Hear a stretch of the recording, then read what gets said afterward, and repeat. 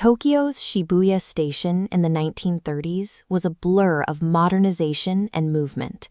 Commuters rushed past the ticket gates in a constant rhythm of departure and arrival. But sitting completely still amidst this daily chaos was a lone Akita dog. Every afternoon, he planted himself in the exact same spot, his eyes locked on the exits, scanning the faces of the passengers pouring out of the evening trains, waiting for one specific man to walk through the turnstiles.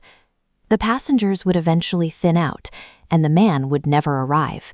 He couldn't. The owner this dog was looking for had been dead for nearly a decade. Yet the dog returned the next day, and the day after that.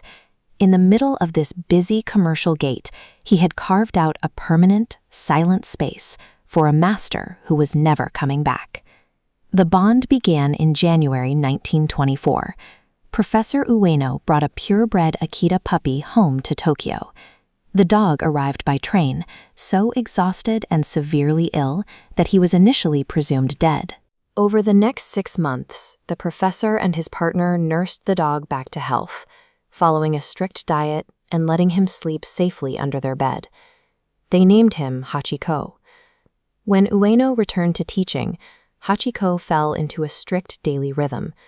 He would walk to the station, and then promptly at 5 p.m., navigate the massive, sprawling tracks and overwhelming architecture of Shibuya to wait by the gates, greeting the professor the moment he stepped off the train. They repeated this routine perfectly until May 21, 1925. That morning, Ueno left for work. But during a meeting at his office, the professor suffered a fatal cerebral aneurysm. That evening, Hachiko stood at the station. He watched the crowds surge and eventually vanish after the final train departed. Incapable of understanding the abstract human concept of mortality, he paced the empty station, searching for a face that would never appear again. Hachiko and Professor Ueno shared exactly 15 months together. That brief window of lived connection was so absolute that it anchored the dog to a single location for the rest of his life. The disruption of Ueno's death fractured Hachiko's life. With the professor gone, his extended family was forced to relocate the dog. He was sent to live with the kimono shop owner, and later tied to a barber chair in a backyard in the Asakusa ward, miles away from his old neighborhood. But distance meant nothing to him. Hachiko repeatedly broke free from his new tethers. He navigated the complex, rapidly modernizing streets of Tokyo alone, crossing unfamiliar districts just to return to the last place he saw his master. Eventually, Ueno's former gardener took Hachiko in, allowing him to settle closer to Shibuya. From then on, the daily commute became a punishing test of endurance.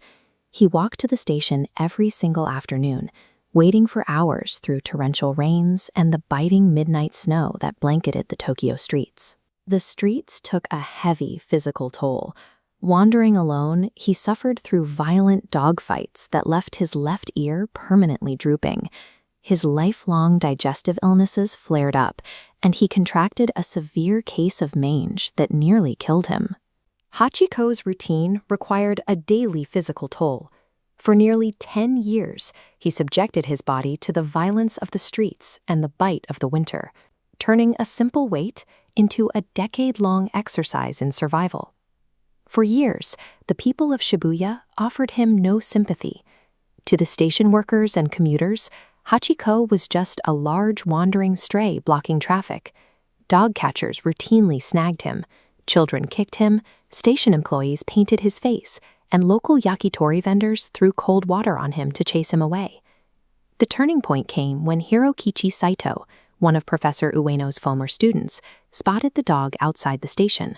Saito followed him home, learned of his identity, and realized with astonishment that Hachiko had been actively waiting for his deceased master for 7 years. Saito began writing about the dog's steadfast loyalty. In October 1932, a major national newspaper published an article detailing Hachiko's identity, his mistreatment, and the tragic purpose behind his daily presence at the ticket gates. The public response shifted immediately. The abuse stopped. Strangers traveled from across the country just to bring him food and offer affection. Now wearing a prominent studded harness, the dog who had been treated as a nuisance was elevated to a revered national symbol of devotion. Through all the fluctuations of human behavior, swinging from outright cruelty to sudden adoration, Hachiko remained completely indifferent. His eyes stayed firmly locked on the station gates.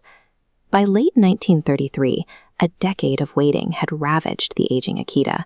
He was battling terminal cancer, a severe heartworm infection, and fluid buildup that caused his abdomen to swell painfully.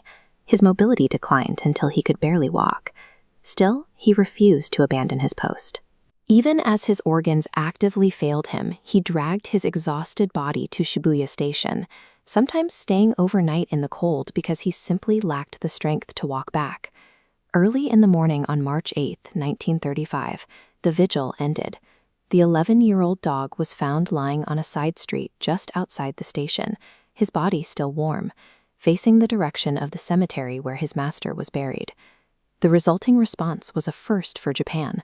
For the only time in its history, a country entered nationwide mourning for an animal. Hachiko kept his post until his anatomy simply wouldn't allow it. His vigil only ended when his heart finally stopped beating. To ensure he would never lose his place at the station, the public funded a permanent bronze statue, erected on the exact spot where he waited for nearly 10 years. Over the decades, that specific patch of pavement transformed. What was once the site of a dog's solitary, ignored grief has become one of the most famous meeting places in the world, where millions of people now wait for their own loved ones to arrive. Hachiko's story strips away all of our human complexity. It leaves behind nothing but the raw, unbreakable reality of pure devotion. He kept waiting because, to him,